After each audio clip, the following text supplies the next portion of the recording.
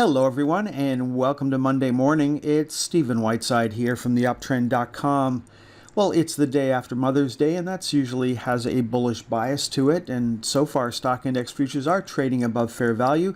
Commodities are mixed, with gold down about $30 in the pre-market, while crude oil and natural gas are up slightly on Monday morning. Let's start off looking at a weekly chart of the VIX, and we're on our second weekly sell signal here. And we'll remain long-term bullish on the market as long as the VIX does not close above 1686 this coming Friday at 4 p.m. Now, looking at a daily chart of the VIX, if you're a short-term trader, you can remain bullish on Monday. The VIX made a new low on Friday, and coming into Monday, our upper channel line is up there at 1477. And if we don't close above that on Monday, that upper channel line is going to continue to move lower daily. Now, just a heads up, the VIX has come down to an area where it's found support before. That does not mean the VIX is going to turn around on a dime. We may stay down at this level for who knows how long. It's obviously a place where options traders feel comfortable. It's essentially fair value for options, and so we could be down at this level for quite a while. And the stock market remains positive. We're not looking for a low in the VIX as a sign of anything. What we're looking for is upward momentum in the VIX that generates a buy signal. That's what we're looking for. The fact that we're down here and we're trading sideways, we're treading water, we don't make lower lows, that's not a sign of anything. Options traders seem very comfortable about the future of the stock market at the moment, and that's the only thing we can glean from this. And of course, the first thing we'll be looking for is a breakout to the upside. That'll be the first warning sign that the stock market may be about to head lower. So don't be concerned about the VIX making a new low or struggling to make lower lows at this point. That's not a sign of anything. We're looking for a buy signal, and we're certainly not seeing that on Monday morning. Now, moving on to the major indices, the Dow is back on a weekly buy signal as of Friday's close. Looking at a daily chart of the Dow Diamonds, you can see we had a really powerful week last week, and we moved right back up towards the highs from back in March. Our next mathematical target is $398.44. That's where we topped out back in March. So we'll be looking to see what the market does at that level and see if it can punch through and head up towards 400, and then 406.25 would be our next targets above that.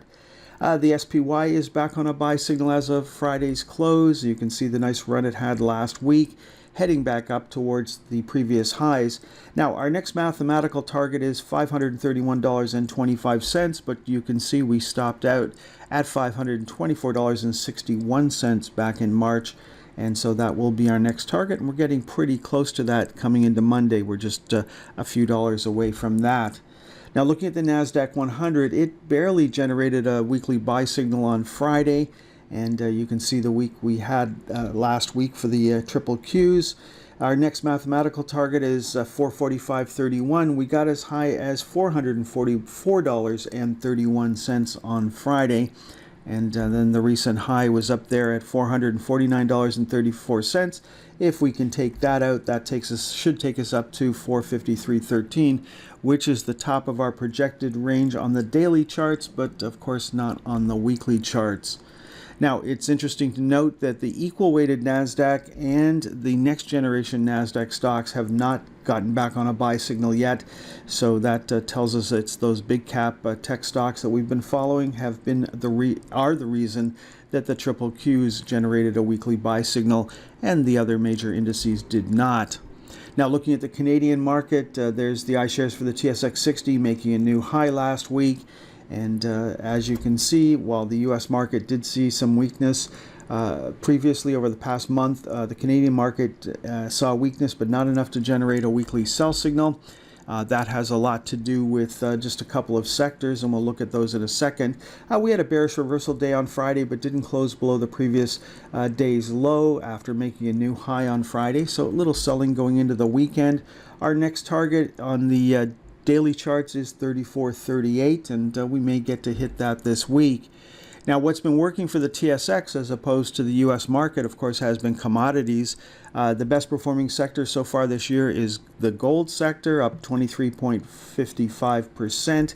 And then we've got energy up 22.26% so far this year. Last week was an inside week for the energy sector.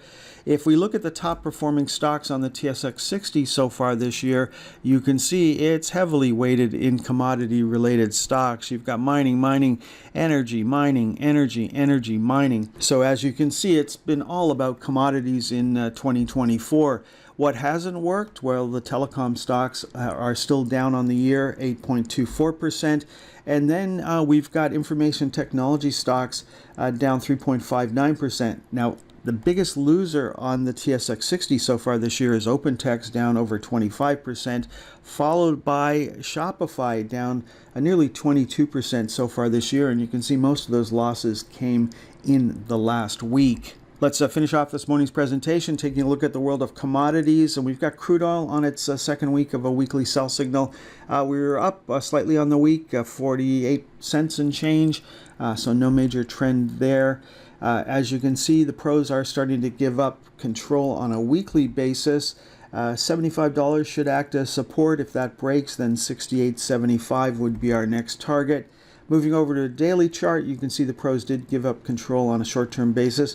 We had a bullish reversal day on Wednesday, and so far we're holding that. We haven't broken that low just yet. Looking up, we need a close on Monday above $80.31 to give us a new daily buy signal for crude oil. Looking at natural gas, we're looking for a weekly close above $2.58. We are on a daily buy signal, and I suggested people wave that off until we got at least a midterm buy signal. So the midterm buy signal, the weekly buy signal, looks like they're going to come in at the same spot, and so far that hasn't happened just yet. So we have had several short-term buy signals in natural gas that faded fairly quickly, and I'm not sure if this is going to be another one right now, but I want to give the market a little more breathing room before I jump in with both feet. Let's finish off looking at the mining sector, and copper made a new high for this move last week. Looking at a weekly chart here, we're stuck up here at 468.75. If we can start breaking out above that, then that takes us up to 500, and that is certainly doable. We were there back in early 2023. Looking at who's in control, the pros certainly look like they still want to be very bullish on copper. Looking at a daily chart of copper, we did trade down to the lower channel line for a few days, but did not close below it. On Monday, we're looking for a close below $451.35 to give us a new daily sell signal for copper. Looking at the price of gold, it ended the week up $68.40. It's down $28, $30 in the pre-market this morning. That's certainly not enough to scare anybody. We're trying to get up to $2,500 if we can take out the recent high from a month ago. Looking at who's in control on the daily charts, the pros gave up control. We had short-term sell signal. We came back on a buy signal on Friday. So on Friday, we were up $34.70. This morning, we're down about $30 last time I checked. So that would not be enough to give us a new daily sell signal. So if you're bullish on gold, getting in at the open on Monday might be a good thing as long as you're willing to get out on a daily close below $2,312.90. Looking at the price of silver, silver had a nice big up week last week, up nearly 7% on the week. We tapped the 29.69 level a month ago, and we're looking to see if we can take that out.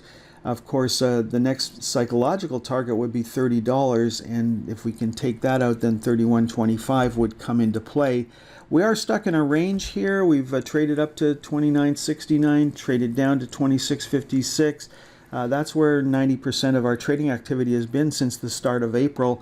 Now we're looking to see if we can break out or break down outside of that trading range.